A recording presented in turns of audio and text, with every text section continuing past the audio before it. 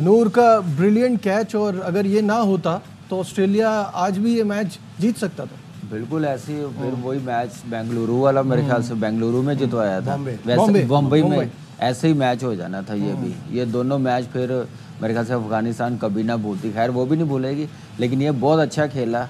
और मैक्सवेल देखिए 2 आउट भी हो गए हैं ऑस्ट्रेलियन टीम ने, उन्होंने ये नहीं किया कि एस्टेलाएगा को भेज दिया 5वें पे कि बचाने के लिए कि फर्स्ट 6 ओवर्स, तो वो लेके चला, रन्स भी किए हैं, लेकिन बड़े इंपॉर्टेंट टाइम पे आउट हुआ, जिसकी वजह से अफगानिस्तान गेम में वापस हुई। फुल क्रेडिट देना चाहिए गुलबदीन को, जैसे उसने 4 विकेटें ली हैं, आउट किया, टीम डेविड को आउट किया, मैक्सवेल को आउट किया, और मेरे ख्याल से कमिंग्स को, स्टोनिस को आउट किया। लेकिन यह है कि इस कैच ने इनको जीत दिलवाई है मेरे ख्याल से, फील्डिंग की वजह से। आज फील्डिंग की बड़ी सपोर्ट मिली अफगानिस्तान को। अफगानिस्तान जीता है और हम कमिंस की हैट्रिक जो है वो ओवरशैडो हो गई है, कोई फायदा नहीं है। लेकिन बॉल में आउट करना बाद में सबने माना ही था, ठीक है, लेकिन रिकॉर्ड में बैक टू बैक हैट्रिक इससे पहले वसीम अकरम ने की हुई है एशियन टेस्ट चैंपियनशिप में, और इस बार ये भाईजान आपको आज एक चीज बोल रहा हूँ, मैक्सवेल को चाहिए अफगानिस्तान के अगेंस्ट ही खेला करे पूरा IPL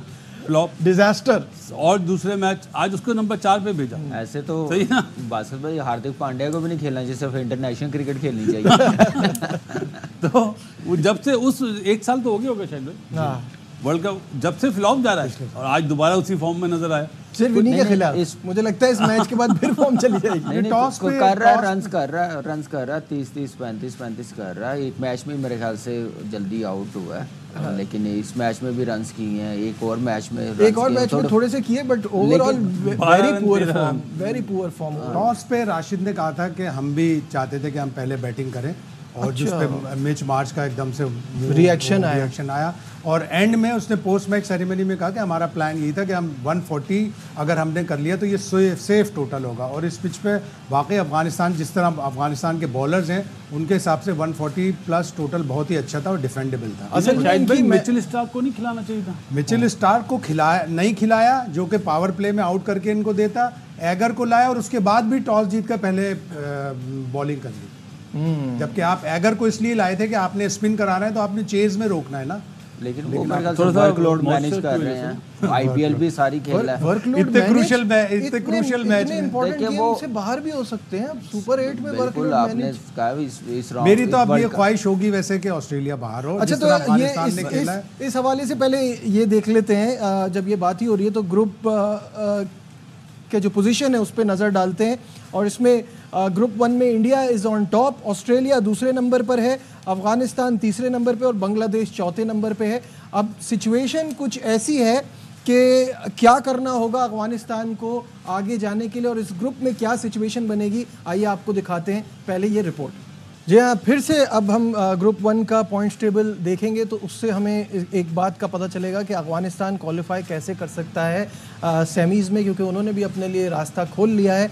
if they beat Bangladesh और इंडिया बीट ऑस्ट्रेलिया, तो even Australia beat India by 1 run, यानी 1 रन से भी अगर जीतता है तो अफगानिस्तान जो है वो 36 प्लस रन से जीत कर ओवरटेक कर सकता है ऑस्ट्रेलिया को नेट रन रेट में।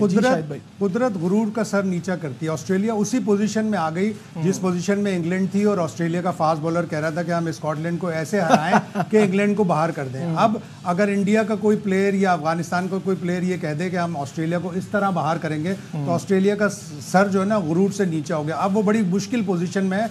उन्होंने सिर्फ 30 घंटे के फ़र्क से अगला मैच खेलना है इंडिया से, और वो भी खेलना है सेंट लूसिया में जहाँ पे रन्स बढ़ते हैं। उनको फिर इंतज़ार करना पड़ेगा कि हम अगर जीते अफगानिस्तान और बांग्लादेश के मैच का, तो उन्होंने जो गुरूर दिखाया था पहले राउंड में, उनका सर नीचा हो गया। बासित भाई, क्या आपको लगता है कि अफगानिस्तान जो कि डिज़र्विंग है फॉर सेमीफाइनल, और आपने अपनी अभी जो सेमीफाइनल प्रिडिक्ट किए थे उसमें आपने अफगानिस्तान का नाम डाला भी था, तो क्या जा सकते हैं? नजीब, थोड़ा सा प्रॉब्लम होगी। अभी शाहिद भाई से मैं बात कर रहा था कि इसी ग्राउंड पे मैच है, तो ये इतना हाईएस्ट स्कोरिंग ग्राउंड नहीं है, ये 150-60। अब उस दिन कैसे पिच बनते ये तो नहीं पता। जो 36 रन का आपने बोला है, बांग्लादेश नो डाउट इस वक्त बिल्कुल ही इतनी फॉर्म में नहीं है। ये उनके भी स्पिनर्स अच्छे हैं, शाकिब हो गया, मेहदी हो गया, और जो रिशाद है, तंजीम है। मुझे लगता है कि 36 रन से बड़ा मार्जिन होगा इस ग्राउंड पे। ये परमुटेशन है बेसिस पे कि एक टीम 160 स्कोर करे। जी 160। ये तो परमुटेशन जब पता चलती है जब उस वक्त मैच होता है, बट एक सिचुएशन तो बन गई है ना कि ऑस्ट्रेलिया बाहर हो सकता है कि कोई टीम 160 ही स्कोर करेगी। हाँ, वो आगे लो पीछे स्कोरिंग ग्राउंड है तो यहाँ पे कम स्कोर बनेगा, वो आगे पीछे हो जाएगा। लेकिन अफगानिस्तान जब जब 140 बनाएगा पहली बैटिंग में, वो दूसरी टीमों को मुश्किल में डाल देगा। मुश्किल 2009 का वर्ल्ड कप लग रहा है, वहाँ पे 139 चेज नहीं होते थे इंडिया में। मेरे ख्याल से इंडिया चांस नहीं देगा ऑस्ट्रेलिया को उठने का। बिल्कुल देना भी नहीं चाहिए, देना भी नहीं चाहिए, क्योंकि एक इंडियन टीम के लिए मेरे ख्याल से इस वर्ल्ड कप में आईसीसी इवेंट में ऑस्ट्रेलिया ही थ्रेट है, तो उनको वापस आने नहीं देगी। वो पूरी अपनी एफर्ट के साथ और अच्छा मैच खेलेंगे और कोशिश करेंगे कि ऑस्ट्रेलियन टीम बाहर हो जाए। और जहाँ तक अफगानिस्तान की बात है, मेरे ख्याल से डिज़र्व करती है। जिस टाइप की वो क्रिकेट खेल रहे हैं, जैसे चलता हुआ आ रहा है 50 ओवर वर्ल्ड कप से, उससे पहले पाकिस्तान से सीरीज़ जीतना, डे बाई डे अच्छे होते जा रहे हैं, तो मेरे ख्याल से डिज़र्व करती है सेमीफाइनल में खेलना। अप्रोच बड़ी ज़बरदस्त, सिर्फ एक चीज़ पे नहीं रहते, डिफरेंट करने की कोशिश करते हैं।